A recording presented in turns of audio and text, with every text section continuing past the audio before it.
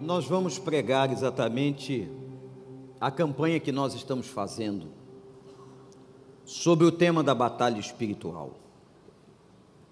Ninguém pode pedir a Deus um avivamento, e a palavra, a etimologia é muito fácil de ser entendida. O Senhor pode avivar a nossa vida, e o Senhor quer fazer isso, mas a gente tem que entender que nós estamos numa batalha. Aconteceu um fato muito interessante. Eu fiz uma série de conferências na igreja, uma série de mensagens sobre batalha espiritual. Se você entrar no site da igreja e buscar, você vai encontrar 6 mensagens. E essa série aconteceu em 2019. No dia 31 de dezembro de 2019, o governo da China comunicou à Organização Mundial da Saúde que havia uma pneumonia mortal na cidade, na região de Wuhan. Em março de 2020, as igrejas fecharam. E como eu disse há pouco, muita gente abandonou a fé, apostatou da fé. Eu fiquei pensando se não foi coincidência. Mas me lembro de um texto de Amós, do profeta Amós, em que a Bíblia declara que Deus avisa ao seu povo tudo que ele vai fazer ou permitir pela boca dos profetas. Será que Deus não estava nos advertindo, nos preparando para o que ia acontecer? Será que só foi uma decisão do pastor fazer uma série sobre batalha espiritual, 6 mensagens? Quando foi essa semana? Ontem. Isso veio no meu coração. E eu creio, meus irmãos, que Deus, com a pandemia, não só advertiu a igreja, quando eu digo a igreja de Cristo na terra, como também trouxe uma mensagem àqueles que não creem. Nós estamos num tempo escatológico. E vejam que a mensagem, ou a série de 2019, falava de uma batalha. As 6 mensagens que eu preguei estão em textos distintos. Eu quero usar apenas 3 versículos de Efésios 6. Se você tiver a sua Bíblia, ou puder ligar a sua Bíblia, Efésios 6, versículo 10. Finalmente, fortaleçam-se no Senhor e na força do seu poder, ou no seu forte poder, como diz a NVI. Vistam toda a armadura de Deus, para poderem ficar firmes contra as ciladas do diabo. Pois a nossa luta não é contra seres humanos, mas contra os poderes e autoridades, contra os dominadores deste mundo de trevas, contra as forças espirituais do mal nas regiões celestiais. Deixa a Bíblia aberta. Um texto fortíssimo, profundo. Eu quero apenas, como introdução, falar um pouquinho da cidade de Éfeso e da igreja. Nós encontramos um relato em Atos, do capítulo 18 a 20, sobre a cidade. A cidade tinha endemoniados, a prática de ocultismo, bruxaria, idolatria. Havia um homem chamado Demétrios que produzia miniaturas, que a gente acha que é uma brincadeira, mas não é, miniaturas, que em um dos mandamentos de Deus ele diz para não fazer, miniaturas onde se atribui divindades. Não construam para si nenhuma imagem de escultura com representações simbólicas do que há no céu ou na terra. Demétrios construía e enriquecia usando a boa fé, o ocultismo, a falta de maturidade espiritual, a não conversão daquelas pessoas. A cidade de Éfeso era uma cidade contaminada. Ali nasce uma igreja que o apóstolo Paulo planta,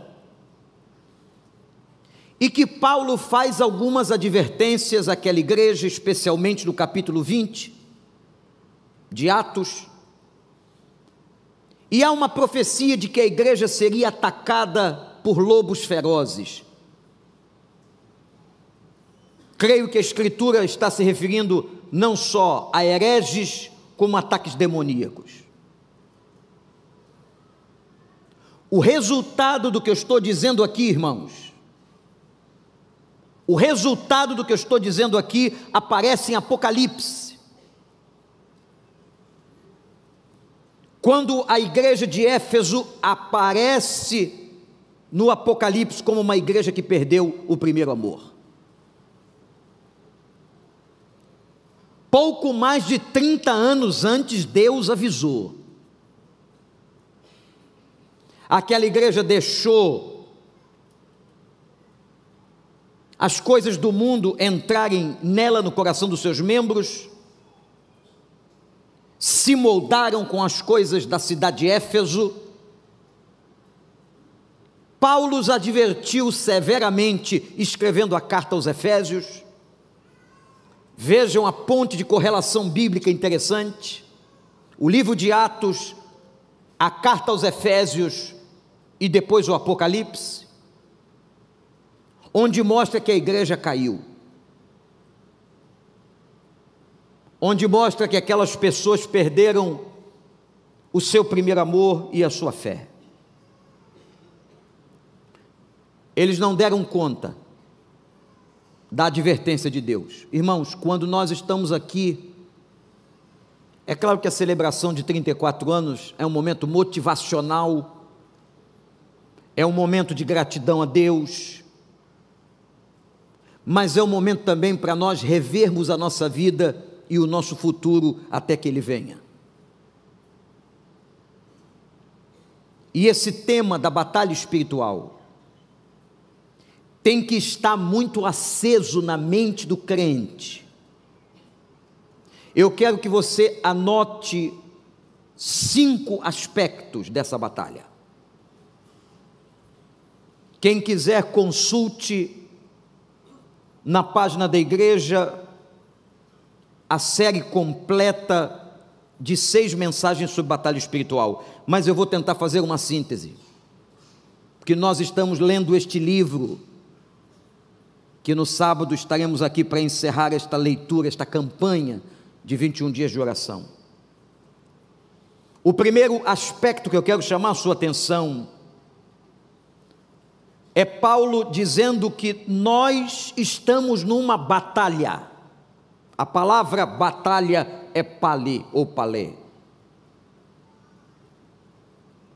Essa expressão do grego no Novo Testamento significava para os romanos, e a ideia romana era uma ideia de combate, é tão violento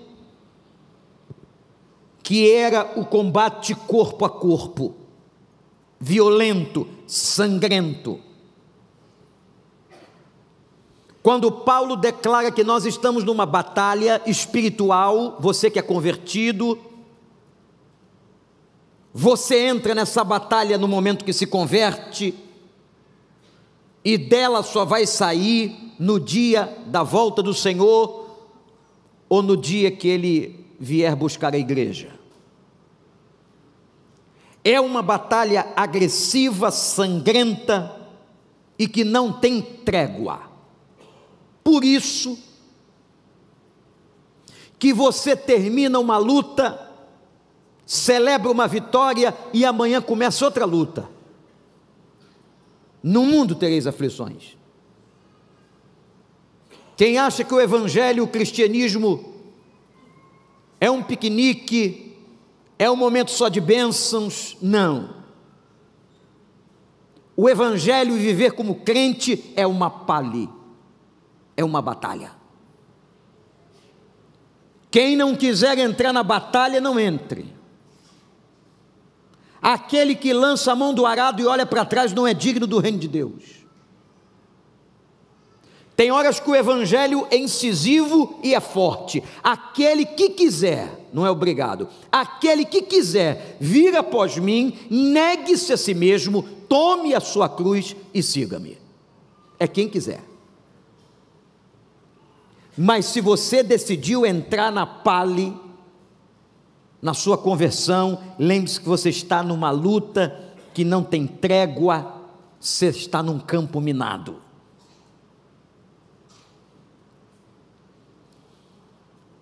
Um terço da ordem angelical caiu quando Lúcifer, que era anjo de luz, significa a expressão, o nome Lúcio ou Lúcia é a mesma coisa. Anjo de luz. A Bíblia diz, e há um mistério que nenhum teólogo vai discernir: o mal adentra o coração de Lúcifer, e com ele caem naquela hora um terço das ordens angelicais, que são o que chamamos de demônios. Eu não quero que você superestime. Tem gente que vê o demônio em tudo, e tudo que acontece é uma maneira de eximir culpa própria. A culpa é do demônio. Eu pequei, mas é culpa do demônio. Lembra de uma coisa: o demônio não peca por você, ele só te tenta. Quem peca somos nós. Ninguém pode entrar numa batalha espiritual sem saber quem é o inimigo. Nós estamos lutando contra uma força espiritual que é maior que a força humana. Você não pode superestimar, mas você não pode subestimar. Subestimar. Eu já ouvi, inclusive, de púlpitos, da boca de pastores, de grandes oradores, que o diabo é um mito, que o diabo é uma lenda, que o diabo é uma energia negativa. Não é nada disso. Ele é um ser espiritual, demoníaco, e que tem uma missão. A nossa batalha é muito forte, irmãos. Eu quero te dar algumas características nesse primeiro ponto da mensagem sobre este inimigo, escritas na Bíblia. Ele esconde a identidade. Por isso que você tem dificuldade de saber com quem você está falando, que fenômeno é esse. Houve um caso no Novo Testamento com Pedro, quando Jesus diz assim: eu vou ser preso, crucificado, e ao terceiro dia ressuscitarei. Ele bradou, disse: não, nós não deixaremos. Quem escutou Pedro ao redor daquele episódio disse assim: que discípulo amado, dedicado, amoroso. cuidadoso com o Senhor e com o Mestre. Jesus olhou para Pedro e não fala com ele, mas com uma entidade que o atormentava. E só disse: para trás de mim, Satanás. Porque o que Pedro estava tentando fazer, ou o demônio fazer através de Pedro, era interromper o processo salvífico. Vejam que talvez para um de nós, esse discernimento seria muito difícil. Às vezes é uma pessoa da sua família, é um amigo, é uma pessoa querida, e Satanás usando para te desviar do caminho, ele esconde a identidade. Outra característica dele é que ele é astuto, como diz o pastor Elton Rangel. Tem uma inteligência maior do que a nossa, ele é um ser celestial, ele não tem corpo, por isso ele incorpora. Ele busca corpos para incorporar. Até como aconteceu a pedido dele mesmo, com a manada de porcos de Gadara. Outra característica é que ele tem armas variadas. O arsenal do inimigo é muito maior que você pensa. Ele transfigura esse anjo de luz. Ele aparenta uma coisa boa, uma proposta boa, uma pessoa boa. Essa transfiguração em anjo de luz só pode ser vencida de uma maneira. Olha para o pastor e guarda, porque isso é muito sério. Eu vou repetir. Você só pode discernir a transfiguração demoníaca em anjo de luz de uma forma: se você tiver o discernimento do Espírito Santo. E para isso é fundamental a intimidade com o Espírito Santo. Outra característica é que esse inimigo tem uma missão descrita pelo Senhor Jesus em João 10. Ele veio matar, roubar e destruir. A morte que está aqui, a palavra matar, é em todos os sentidos da vida e da existência. Ele pode matar uma pessoa, mas deixá-la respirando. Tem muita pessoa morta que está respirando. Ele quer roubar a sua alegria, roubar a sua paz, roubar a sua vida abundante. Ele quer destruir você, ele quer destruir o seu ministério, ele quer destruir a sua casa, ele quer destruir a sua saúde. O ministério deste anjo caído é muito claro na Escritura. E deixa eu dizer uma coisa ainda importante, olhe para o pastor. Muita gente está sofrendo na sua vida, não é porque não é crente, mas é porque não leva a batalha espiritual a sério, porque subestima a força do demônio. O tempo todo estejam vigiando em oração, diz a Escritura. O diabo, nosso adversário, anda bramando como leão ao nosso derredor e buscando a quem tragar. 2 homens em suas biografias tiveram experiências que eu não gostaria de ter. Um deles foi o inglês, o escocês Robert Louis, que diz, um homem sério, centrado, que diz ter encontrado com o demônio e visto pessoalmente numa estação ferroviária de Edimburgo, uma das mais importantes cidades da Escócia. O outro, ainda mais respeitado na história, foi Martim Lutero, padre agostiniano convertido. Teve uma visão da presença do demônio, diz que o vê face a face e ele traz um rolo. Lhe entrega o rolo e diz assim: aqui estão todos os seus pecados. Um dos ministérios dele é o ministério de acusação, de colocar o dedo na sua cara e dizer: está vendo o que você fez? Olha quem você é, você não pode trabalhar na igreja, você não pode servir a Deus, você é indigno. Diz a história que quando Martim Lutero viu o rolo que Satanás lhe apresentava com os pecados, disse de maneira irônica, fazendo uma pergunta: são só esses? O diabo vem com o segundo rolo. Aqui está o segundo rolo com seus pecados. Martim Lutero, de maneira retórica, faz a mesma pergunta: são só esses? O diabo lhe atormenta pela terceira vez. Aqui está o terceiro rolo com todos os seus pecados.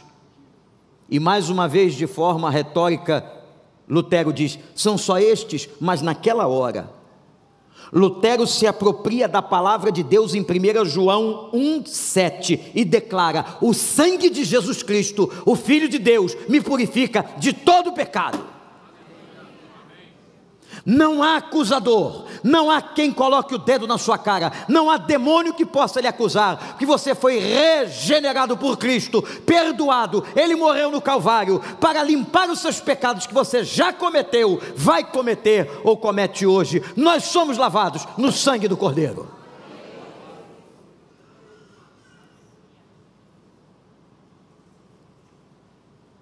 Há uma batalha espiritual, há entidades espirituais lutando contra a sua vida. Segunda característica que eu quero chamar a sua atenção desses 3 versículos. Quando o autor diz que não é contra a carne nem o sangue. Se às vezes você acha que você está brigando com um familiar, está brigando com o marido, com a mulher, com o filho, está brigando com um colega de trabalho, está brigando com alguém da universidade, está brigando com um vizinho. Não. Às vezes a sua luta é com a entidade que está por trás disso.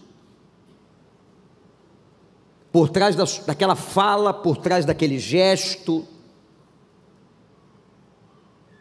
Como eu lhes disse aqui, até misteriosamente, eu não tenho como lhes explicar tudo. Às vezes o inimigo usa até a fala, a vida de uma pessoa convertida. A nossa luta é contra forças sobrenaturais. E o Dr. Russell Shedd dizia assim: somente com uma força celestial do Espírito Santo nós podemos vencer essa força contra nós. Não é no seu braço, não é na sua força, não é porque você ora muito, não é porque você sabe muito a Bíblia. Você só vence se o Espírito Santo lhe revestir, lhe estiver tomando o coração completamente e lhe der forças. Se não for na força do Espírito Santo, não funciona. Amém, igreja? O Dr. Ralph Martins diz que são poderes humanos que vêm diante de nós e que agem através de forças humanas, e você confunde, achando que é a pessoa, achando que é aquilo que está diante de você. Essa batalha espiritual, ela tem sutilezas. Ela não é uma batalha campal de 2 exércitos num campo de batalha. Portanto, essa batalha espiritual, irmãos, é uma batalha que não é contra carne e nem sangue. Terceiro, essa batalha se trava num campo, num lugar em que o texto declara, professores da escola bíblica e irmãos que conhecem a Escritura, nas regiões celestiais. Esse termo não é fácil de ser entendido. Onde ficam as regiões celestiais nas quais o apóstolo Paulo está dizendo que há uma luta. Não esqueça de uma coisa: a Bíblia responde à Bíblia. A Bíblia explica a Bíblia. Na carta de Paulo aos Efésios, capítulo 1, versículo 20, a expressão regiões celestiais, só na carta aos Efésios, é usada 5 vezes. Capítulo 1, versículo 20, Paulo diz que lugar ou região celestial é onde Cristo está vitoriosamente assentado. Depois, no versículo 3 do capítulo 1, ele diz que lugares celestiais é o lugar onde se origina todas as bênçãos de Deus. Terceiro, no mesmo livro aos Efésios, capítulo 3, verso 10, lugares celestiais são lugares aonde a soberania e a sabedoria de Deus testemunham, lugares de proclamação. Vamos então trazer a prática interpretação que estamos fazendo aqui. Deixa eu lhe fazer uma pergunta: você consagrou sua casa a Deus? Sim ou não? Se você consagrou sua casa a Deus, ali é um lugar celestial, aonde Deus reina, onde há o domínio do reino.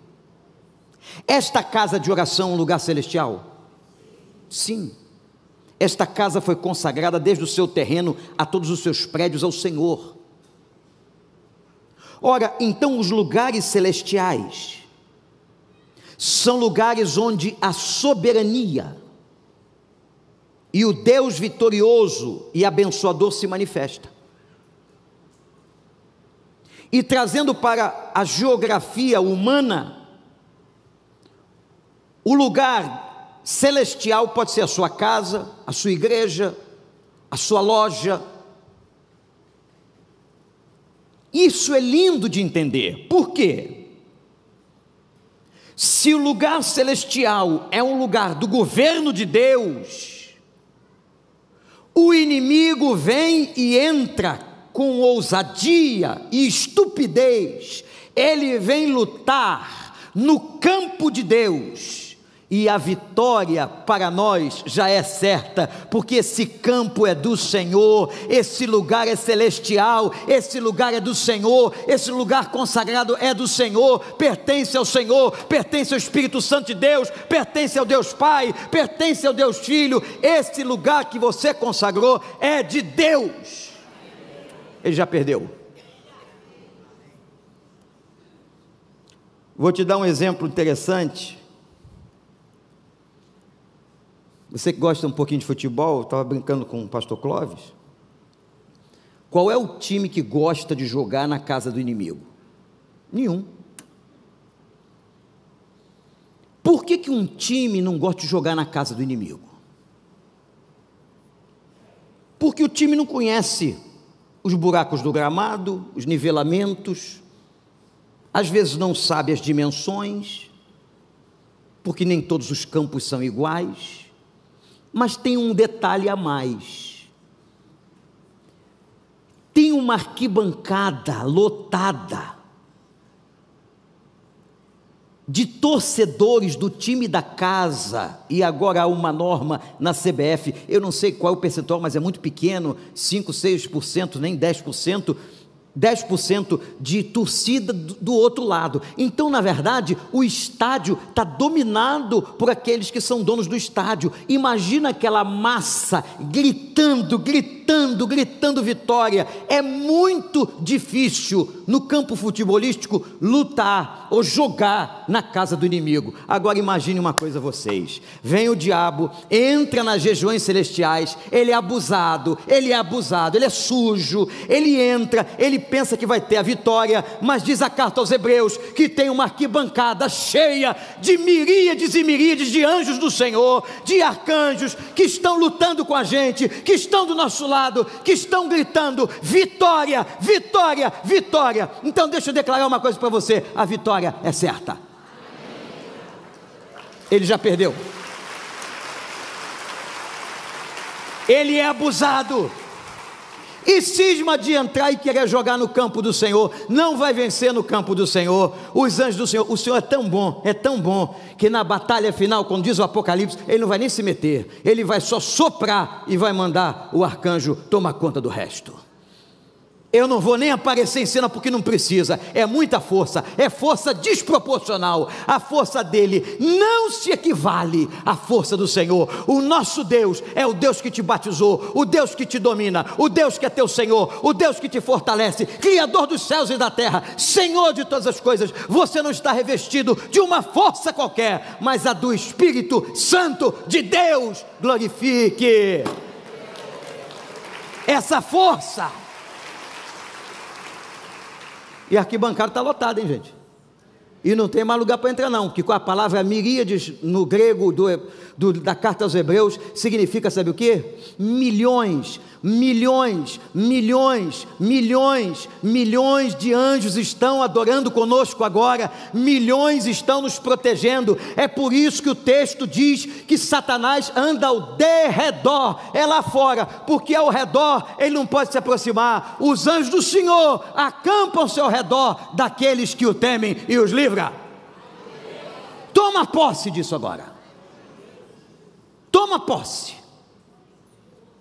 Saia daqui profetizando isso quando você entrar no seu carro, quando você chegar na sua casa. Os anjos do Senhor estão comigo, os mensageiros de Deus, os servos de Deus estão comigo.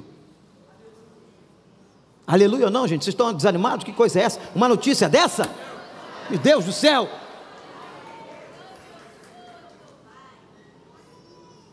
Que coisa linda!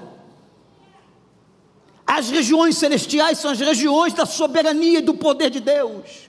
Entrou Satanás, está derrotado.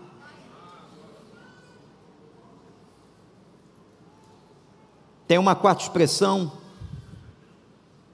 que está no texto, que fala dos dias maus. Mas a Bíblia diz que nós estamos vivendo dias maus. Mas existem dias que são mais maus do que outros. Os dias maus são dias de fragilidade, sejam elas físicas, emocionais ou espirituais.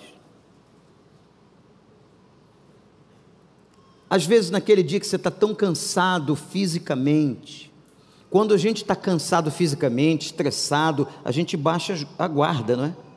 Até as defesas do corpo, elas relaxam. Às vezes você está naquele tempo emocional, tomado por uma ansiedade extrema, uma depressão, uma situação difícil que você está passando, a tua guarda está baixa. Pessoas que desistem.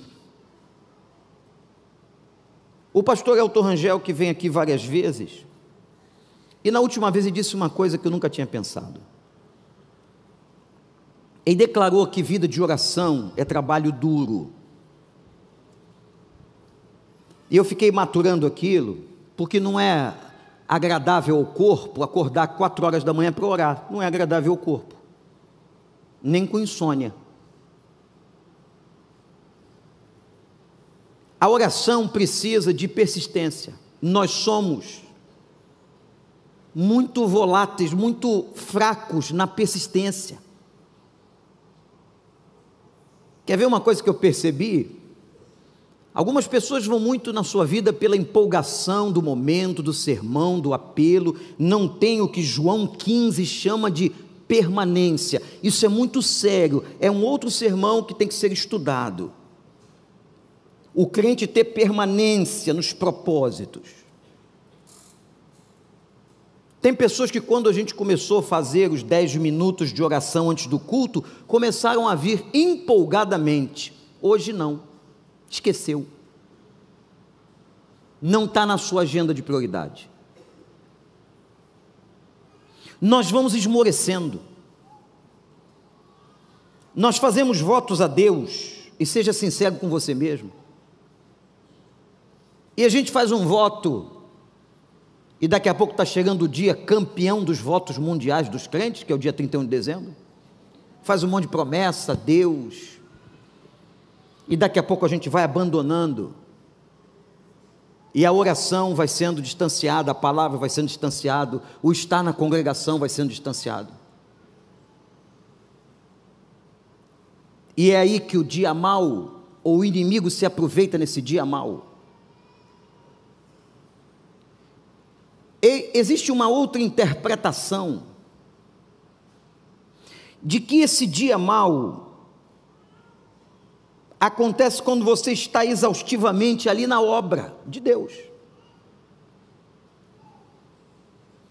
Não adianta fazer a obra sem estar preparado para a obra. E às vezes o inimigo se aproveita disso. E quando a gente leva, irmãos, uma igreja, do tamanho desta igreja, que esse culto durante a semana talvez será visto por 5, 7, 8 mil, 10 mil pessoas, e tem um culto das 9, e tem um culto das 7 da noite, e tem um programa de rádio com 50 mil pessoas ouvindo. Você leva uma igreja dessa a orar, a fazer uma campanha de jejum e oração, a buscar santidade para a igreja, avivamento, você quer que aconteça o quê? Vai ter contra-ataque. Eu vou lhes dizer uma coisa que nunca disse. Aliás, ultimamente estou dizendo coisas que eu nunca disse.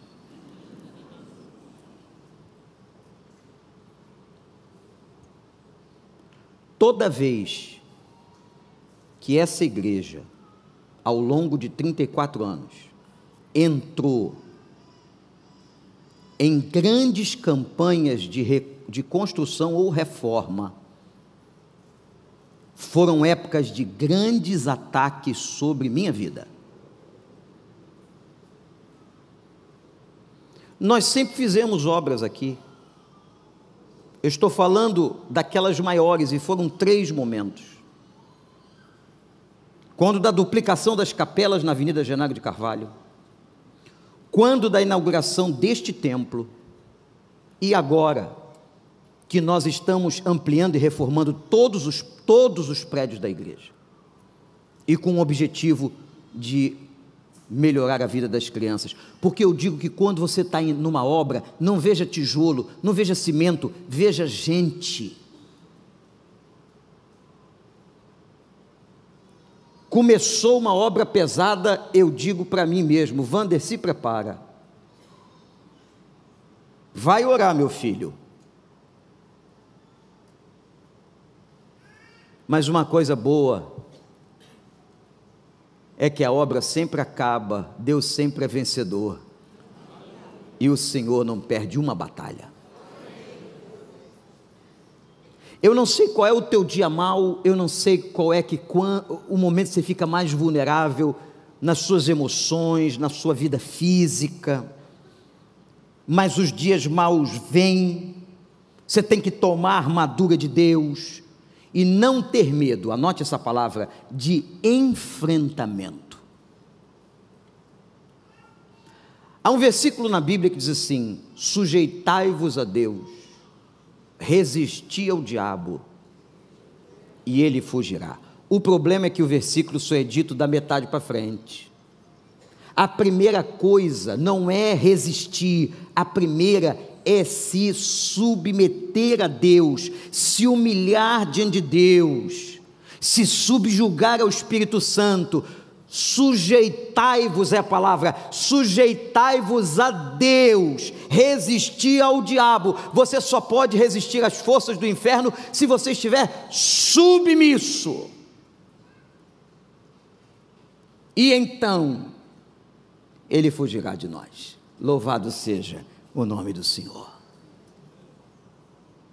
Visto a armadura que Paulo viu estava no corpo de um soldado que estava algemado ao seu próprio punho, e ele tinha muito tempo para imaginar. Preso, Paulo começou a ver espiritualmente a armadura do crente, da planta do pé ao alto da cabeça.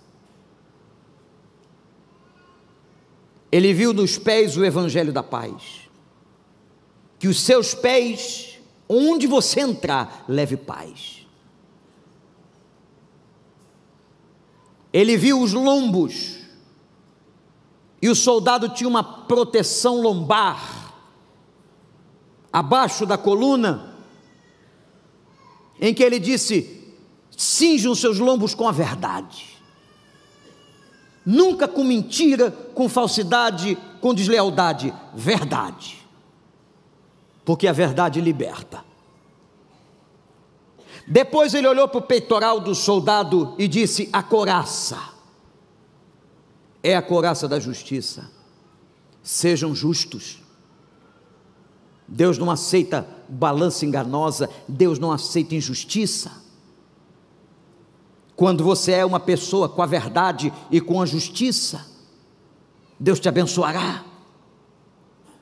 Coloque agora na cabeça, e ele olhou a cabeça do soldado e disse: coloque o capacete da salvação.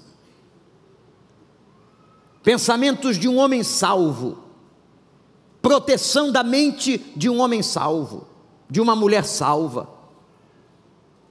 e tomem nas mãos a única arma de ataque da armadura. Todas são armas de defesa.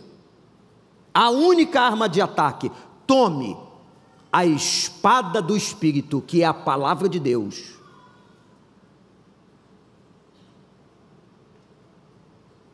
E ele fala do escudo, um escudo que o soldado usava, maior do que aquele escudo apenas do tamanho do seu antebraço, mas haviam escudos que tomavam todo o corpo do soldado, e vocês podem ver isso nos filmes de época romanos ou gregos, e vocês vão ver, esse escudo dominava e protegia de quê? Dos dardos inflamados do maligno. Tomem toda essa armadura, segurem o escudo, peguem a palavra de Deus, coloquem o capacete da salvação, os lombos com a verdade, a couraça da justiça, os pés com o evangelho da paz, e vão à luta. E agora cubram tudo isso, envolvam tudo isso em oração. E o quinto e último aspecto dessa batalha é que Paulo faz um apelo à igreja, e a igreja de Éfeso não ouviu. Eu clamo a Deus para que a igreja do Recreio ouça, para que eu possa ouvir, você possa ouvir, você que está em casa. O apelo que ele faz foi: fortaleçam-se no Senhor e na força do seu poder.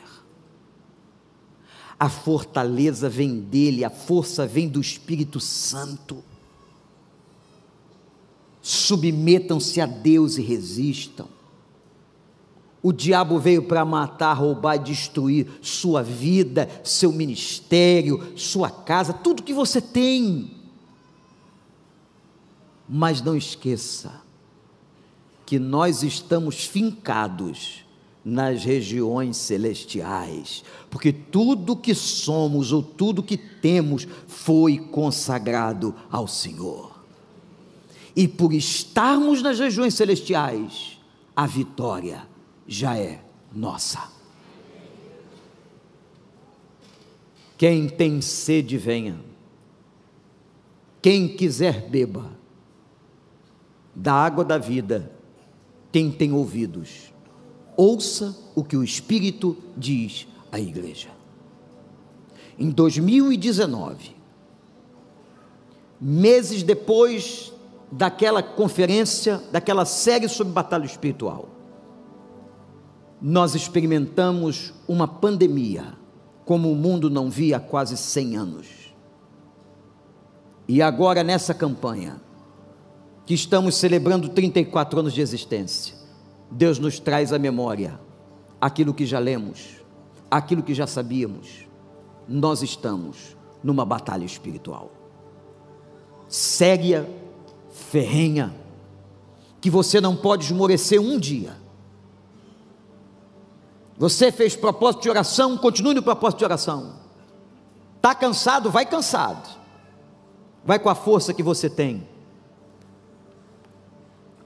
Clame ao Senhor, Abra essa palavra e diga: espada do Espírito, me ajude a responder todas as vezes que o dardo vier na minha mente, que eu responda com essa espada, que eu sou mais que vencedor naquele que me amou, que eu posso todas as coisas naquele que me fortalece,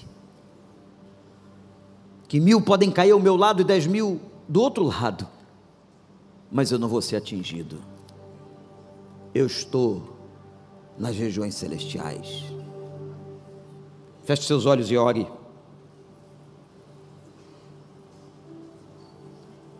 Nós vamos interceder. Os intercessores vão estar aqui à frente, intercessores da recepção lá nos fundos, alguns aqui ao lado, a igreja em pé, em reverência. Não é hora de você sair, não acabou. Vamos ficar em pé, e se você quiser, nós só vamos fazer um pedido. Ninguém precisa saber seu nome, seus problemas, nada disso. Se você quiser pedir uma palavra intercessória dos pastores, do ministério de intercessão, daqueles que estão orando, a pessoa que está aqui à frente, lá atrás ou aqui do lado, só vai pedir uma coisa. Por isso é uma oração, irmãos, bem objetiva: fortaleça essa vida no Senhor. Fortalecei-vos no Senhor e na força do seu poder. Você que está se sentindo mais fraco, você que quer pedir a Deus esse fortalecimento espiritual, pode vir, pode sair agora e vir diante de um intercessor. Não tem nenhum melhor do que o outro. Tem intercessores lá na lateral. Se você está mais atrás, tem intercessores lá atrás com coletes amarelos. Pode ir lá atrás. Eles não têm poder, o poder é do Espírito. Eles são só intercessores. Pode ir lá atrás, pode ir nas laterais. É hora de oração.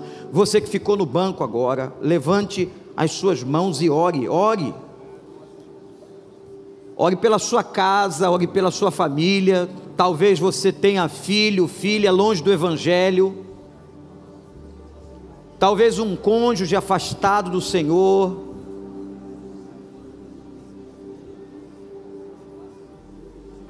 Ore pelo seu trabalho, interceda. O lugar que você mora, clame. Peça forças. Você casal, você solteiro, é hora da igreja clamar. Você que ficou no seu lugar, clame. Não fique olhando para cá, não olhe para frente, não olhe para ninguém, nem para o pastor. Só ore, ore. Gaste seu tempo, aliás, invista seu tempo agora em orar por você, interceda pelas pessoas. Quem está vindo aqui na frente sabe o que está sentindo. Vocês que estão nas filas, é só olhar um intercessor sozinho, pode ir. Eles não têm poder mais do que o outro. Eles são apenas intercessores, o poder é de Deus. Isso, tem gente lá atrás. Isso, tem muita gente lá atrás, pode ir.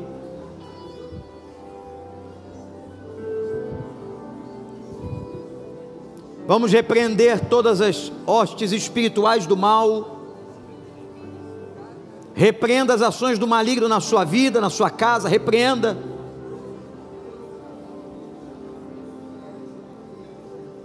Espírito Santo, em nome de Jesus, fala com o Senhor. Repreende no poder do Senhor. Você não tem forças alguma, eu não tenho forças, nenhum pastor, mas o Senhor tem toda a força. Toda a força, todo o poder.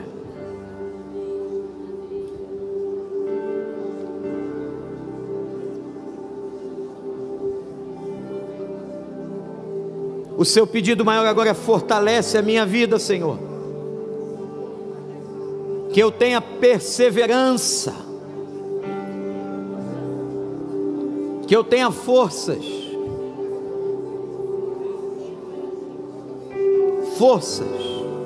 que venham do alto.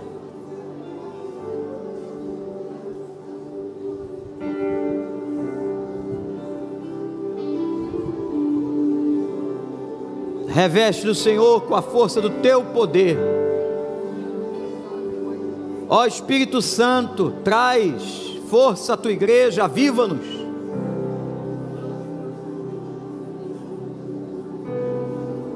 Coloca nos teus filhos e filhas a tua armadura.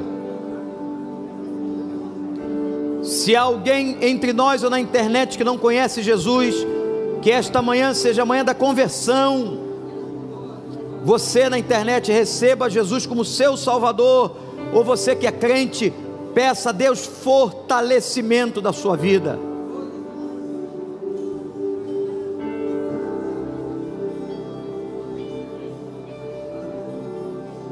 A tua luta é com armas de fé,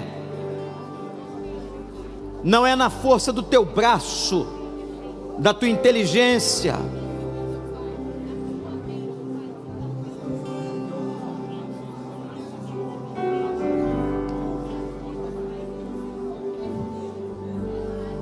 É tempo de oração, igreja. Invista. Ame orar. Peça a Deus para te colocar amor. Que você ore mais.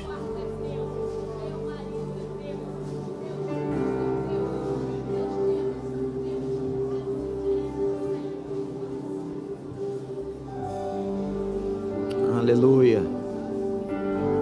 Aleluia.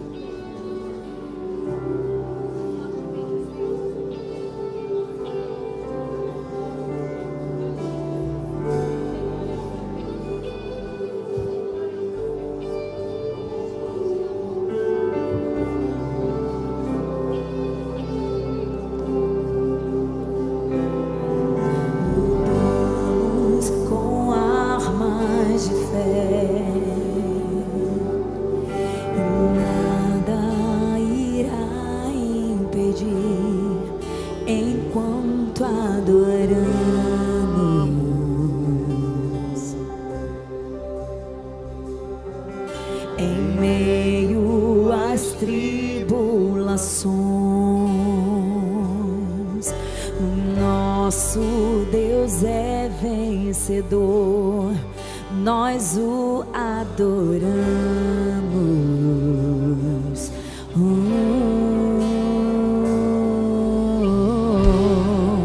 Vitorioso és.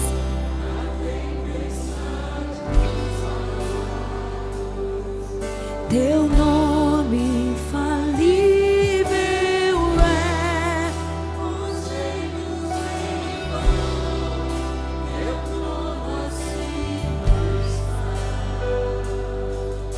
Teu nome imutável é.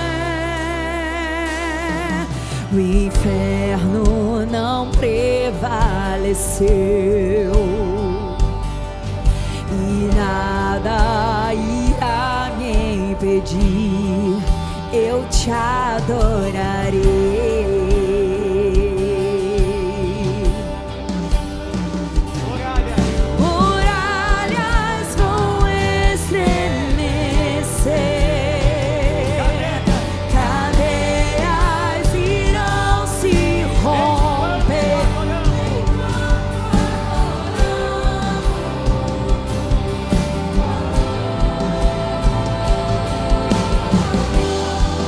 Vitorioso és, na tempestade estás. Teu nome infalível é. Os reinos vêm e vão, teu trono acima está. Teu nome imutável é. Seu poder é como um trovão, poderoso, grandioso.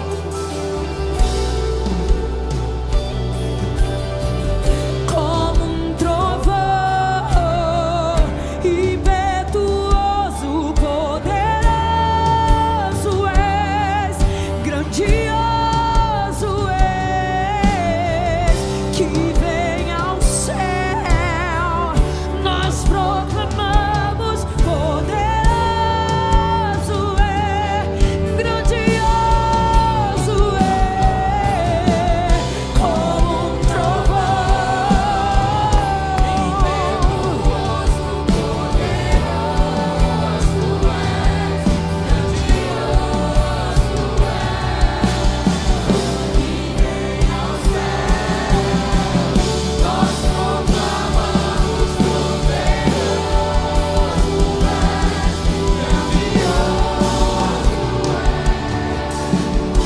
Me veio à cabeça, nesse momento, uma cidade inteira com medo de Satanás. Tinha um homem que não tinha não, tinha uma legião sobre ele. Irmão Dalso, os homens da cidade tentavam prender ele com cadeias, com corrente, ele arrebentava tudo. A cidade tinha medo. Ele morava no cemitério, até que um dia entrou na cidade o Rei dos Reis. Jesus não disse uma palavra, ele teve que se submeter e ajoelhar e se prostrar, diz o texto, aos pés do Senhor, e implorar para entrar numa manada de porcos, de 2.000 porcos que estavam ali. Ele foi vencido. Eu quero dizer a você que não tenha medo, porque o que está em nós é maior do que o que está no mundo. A voz que está em nós é maior que a voz de um trovão. O poder que está sobre nós é o poder criador dos céus e da terra. Não tenha medo, não tenha medo, não tenha medo, não tenha medo, porque Ele está contigo onde quer que andares, e qualquer ação do mal não é a você que vai enfrentar, mas o Senhor da tua vida, o Espírito que em ti habita, Ele vai se dobrar, e um dia será esmagado pelo sopro da boca de Deus. Esse é poderoso, vitorioso. A sua voz é como um trovão. Vamos terminar este culto cantando isso com força da nossa alma. Como um trovão é o nosso Deus.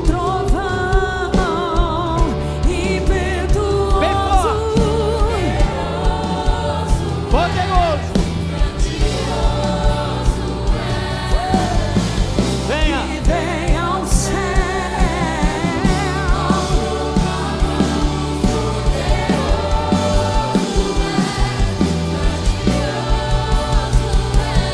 como um trovão, impetuoso, poderoso és.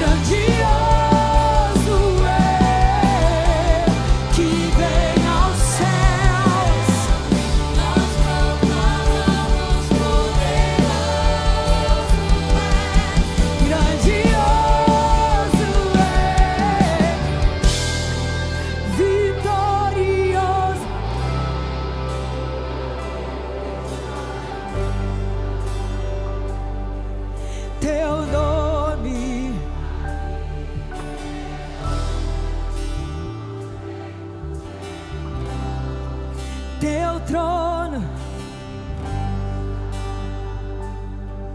teu nome, vitorioso és.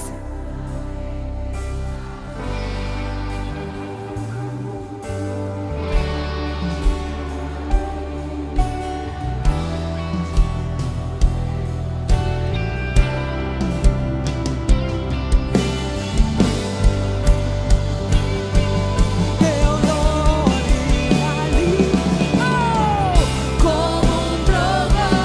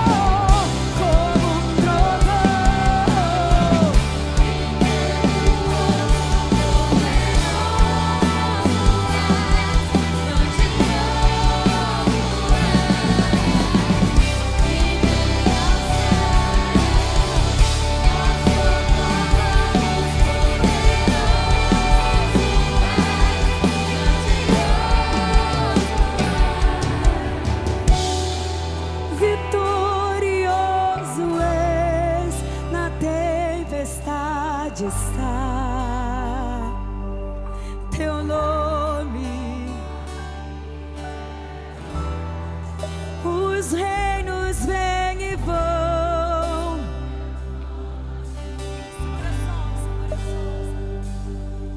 Teu nome. Então louve, simplesmente louve. Tá chorando, louve. Precisando, louve. Tá sofrendo, louve. Não importa, louve. Teu louvor invade os céus. Deus vai na frente, abrindo caminho, quebrando as correntes, tirando os espinhos, ordena os anjos pra contigo lutar. Ele abre as portas pra ninguém mais fechar. Ele trabalha pra o que nele confia, caminha contigo de noite ou de dia. Ergue as suas mãos, tua bênção chegou. Começa a cantar com muito louvor, com muito louvor,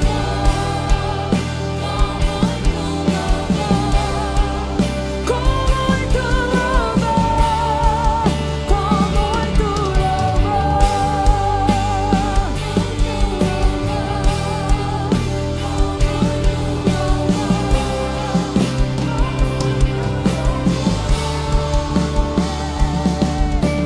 Deus vai na frente, abrindo caminhos,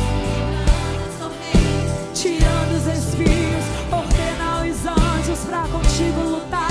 Ele abre as portas pra ninguém mais fechar. Ele trabalha pra o que nele confia, caminha contigo de noite ou de dia. Erga suas mãos.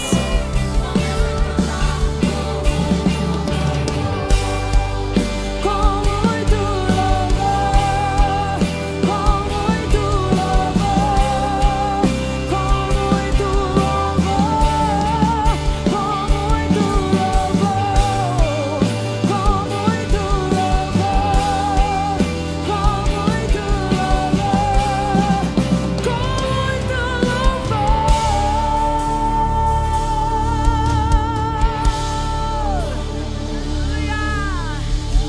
Aleluia, aplauda bem forte ao Senhor. Aleluia, aleluia.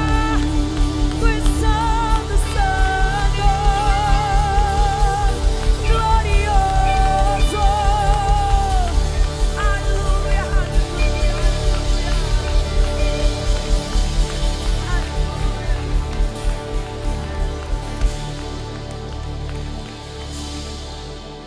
Vamos com Deus, né? Que vocês escolhendo pra